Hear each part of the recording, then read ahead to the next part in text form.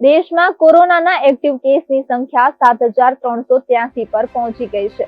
કેરળમાં સૌથી વધુ 2,007 કેસ છે. આ પછી ગુજરાતમાં 1,441 અને પશ્ચિમ બંગાળમાં 747 એક્ટિવ કેસ છે.